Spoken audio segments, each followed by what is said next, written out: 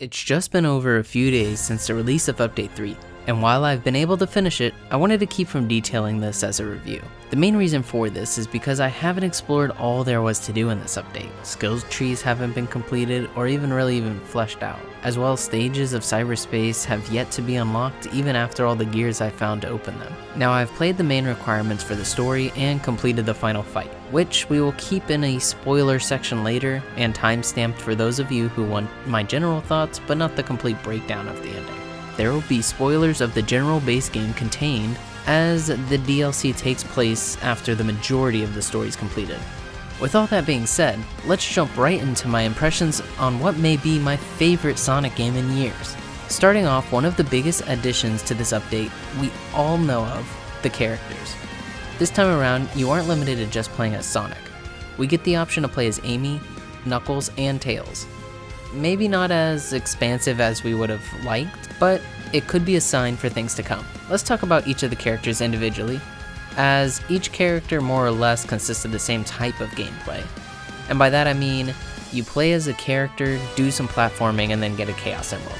Normally, it's 2 rounds of going to different locations on the map, and then finally the third where you actually retrieve the Chaos Emerald. Starting off with Amy Rose, we see Amy Rose continuing the caring character that we learned through the base game, worried about the Coco and wanting to help Sonic overcome the cyber corruption. She takes on the corruption, and simple as that, you begin searching. She plays closest to Sonic, standard moves and boosts. The only difference I really noticed was the great floating mechanic she has. The float is a savior when platforming. One wrong move and you could be falling hundreds of feet back down. However, the float can save you over and over again. Now my personal favorite character to play as is Tails. Granted, I've unlocked most of Tails' options for movement. I think he is the best to play it overall. His mech is my favorite way to move. You can unlock the side loop and make the infinite boost, and then jump into the mech and fly into oblivion like this. Look, I mean, there's nothing better than being able to break a game. There doesn't seem to be any limit to the height that you can go. And I really enjoy that not only is the mech from Sonic Adventure 2, but how fast it goes and that it flies. It makes me feel like I'm playing as Tails, but not in the limited form as he was in other games. Now Knuckles. He plays the most strange.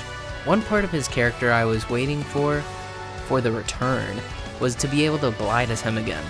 It is here, but it's not as smooth or functional as it was in either of the Sonic adventures. It feels kinda stiff. It's good for going straight away. Turning feels too slow, and it's not as smooth as Sonic's turning when boosting. His climbing is pretty good.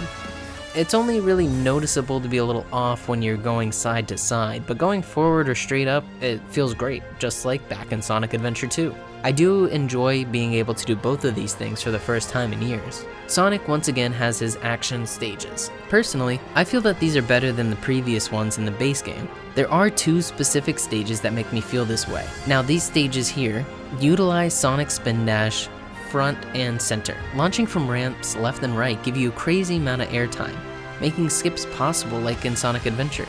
It feels great to be back in the flow with momentum. Now we need to talk about the trials. The trials range from painfully hard to absolute brain dead easy. They aren't even in any order. There is no structure on which is gonna come next. One of the trials has Sonic fighting a night enemy. It's meant to be one of the hardest trials and giving you 10 minutes to beat him.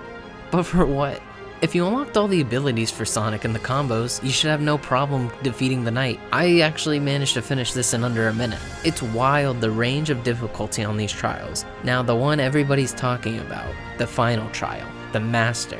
Please understand, the final trial is no joke. You need god-like reflexes. You find yourself fighting 3 bosses back to back with limited 400 rings of Supersonic.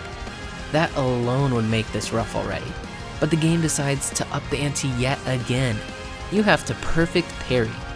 Sure, it shouldn't be too rough, right? The first and final boss here are no issue. You fight Giganto again, and you fight the Knight. But the second boss fight in this is the bane of my existence, and I never want to return to this fight. I didn't even want to play it once again to capture gameplay, but I'm a man of the people, so here it is. The fight has you flying just as before, but you need a perfect time every parry. You need to launch the missiles back with the perfect parry, and you need to stop the wyvern's attacks with the parry. Only then do you get the option to attack the wyvern. The timing here is insane. It's almost impossible to tell when you need to land it. Now, I spent, no joke, I spent 3 hours doing this trial, over and over, to get the timing right for the second boss. Now, the times I did pass the boss, when I got to the night, I had no rings left. This was the most painful time I've had in a Sonic game to date. Finally, we need to talk some spoilers. Yes, it is that time, spoiler time. Click away or skip to the next section if you don't want to hear about the ending. So, after collecting the 7 Chaos Emeralds, Sonic and friends, and Eggman and Sage all gather to begin the final battle with Supreme. Sonic goes super and begins blasting away. After Supreme's first form, he gets energy from the end, or the fake moon. It comes down and connects to him. Supreme enters his new final mode. Now this battle is amazing. The atmosphere here, and you know you aren't messing around with the same boss earlier. After a short encounter, we witness into what I like to describe as peak Sonic. As many people are calling his new form Super Sonic 2, check out this pure energy, pure awesome, pure Sonic attitude. I love this moment. I felt nothing but victory and grasp. Though I was wrong. See, now I'm not sure if it's cause I'm bad at the game, if it's cause it's on the Switch, or what, but I battled this boss over and over and over. I thought I had it when I went Super Sonic 2, but even then I still managed to have to replay it over and over. I didn't realize what I was doing wrong. It's obvious you need to do something about the purple connection, but I couldn't figure out how to get it removed. Eventually I found out when you get him right here, you need to use a dodge specifically so you can target and sever the connection with the moon. Now we need to talk about the way this ends. This boss fight, this should have been in the game from the beginning. It's just, I'm speechless. I just don't have words to describe how I was feeling as this was taking place. This is what I associate with peak Sonic. Sonic is cocky, but you can tell he knows his limits. His friends come to support, and then Eggman uses a gun and literally shoots Super Sonic out through Supreme and the end. Sonic flies into space and I got chills. I felt Sonic Adventure 2 vibes all over again. The music and Sonic just floating in space. It all seemed so familiar. And then, sure enough, he began falling back into Earth. Just like I was watching Shadow fall all over again. I was a child seeing it happen for the first time once more. Now, you may have been watching and noticing the gameplay isn't extremely crisp. That's because this is all Switch gameplay. While I do have a PS4 to play Sonic Frontiers, the Switch version has been the easiest for me to pick up and play. This being said, as expected, it is not the best version. There are some gripes that rear their ugly head over the course of the DLC. One of the most atrocious offenders in the Switch version is the pop-in. The trial section of the DLC is made ever more difficult because of the pop-in. There are times climbing the towers, pop-in keeps you from really knowing where the next section is, and can lead you to drop several hundred meters back down to the start. It can become quite frustrating.